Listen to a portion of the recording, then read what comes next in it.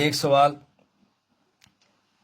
یہ کیا جاتا ہے کہ حنفی، مالکی، شافی، حنبلی، یہ جو چار اماموں کے اختلاف ہے، چار فقہوں کے اختلاف ہے، یہ جو مذاہب کا اختلاف ہے، یہ واعتصموا بحبل اللہ جمیعا ولا تفرقوا کے خلاف ہے۔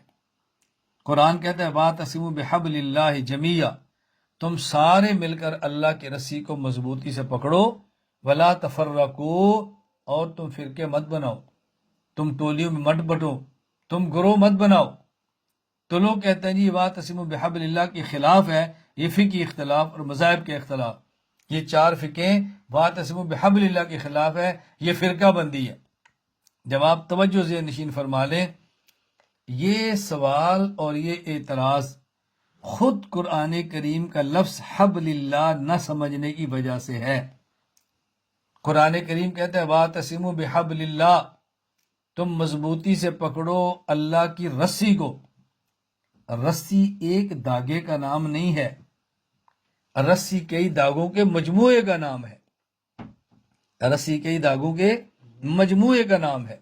تو قرآن کریم نے فرمایا کہ تم نے اللہ کے دین کی رسی، یعنی اللہ کے دین کی رسی میں جتنے دھاگے ہیں تم نے سب کو تھامنا ہے، یہ ہے حبل اللہ کو پکڑنا۔ اور ولا تفرقوا، یہ نہ کرنا کہ ایک دھاگا پکڑ لے، ایک دوسرا دھاگا پکڑ لے، تیسرا دھاگا پکڑ لے اور کہ یہی دین کی رسی ہے۔ یہ دین کی رسی نہیں ہے۔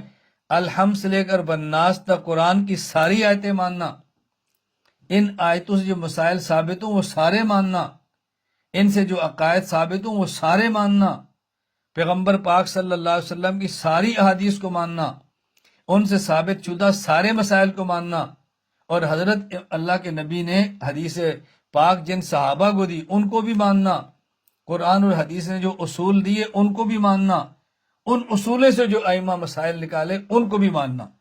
یہ نہیں کہ تم قرآن پکڑ لو اور کوئی حدیث کو نہیں مانتے، تم قرآن حدیث پکڑ لو کوئی فقہ کو نہیں مانتے، تم اللہ کے نبی کو پکڑ لو کوئی صحابہ کو نہیں مانتے، یہ نہ کرنا۔ واعتصموا بحبل اللہ، اللہ کی رسی کو مضبوطی سے تھامنا۔ اللہ کی رسی وہی ہے جس کے اندر یہ سارے دھاگے بنے تو پھر رسی بنتی ہے۔ ایک دھاگے کو لے کر نہ دوڑ جانا، اس سے فرقہ واریت ہوگی اور امت ٹکڑوں میں بٹ جائے گی۔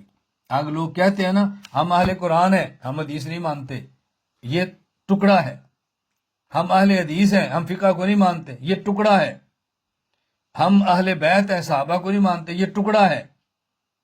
ایک ہم ہے، ہم کہتے ہیں ہم قرآن بھی مانتے ہیں، حدیث بھی مانتے ہیں، پیغمبر پاک صلی اللہ علیہ وسلم کو بھی مانتے ہیں، اہل بیت بھی مانتے ہیں، صحابہ کرام کو بھی مانتے ہیں، فقہا کو بھی مانتے ہیں۔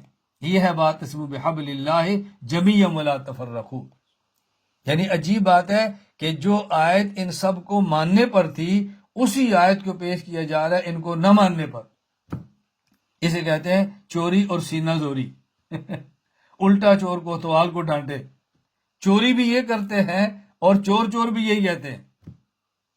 اللہ کے لیے طلبا ان فتنوں کو سمجھو، خدا کے لیے ان فتنوں کو سمجھو، اللہ کے لیے ان فتنوں کو سمجھنے کی کوشش کرو۔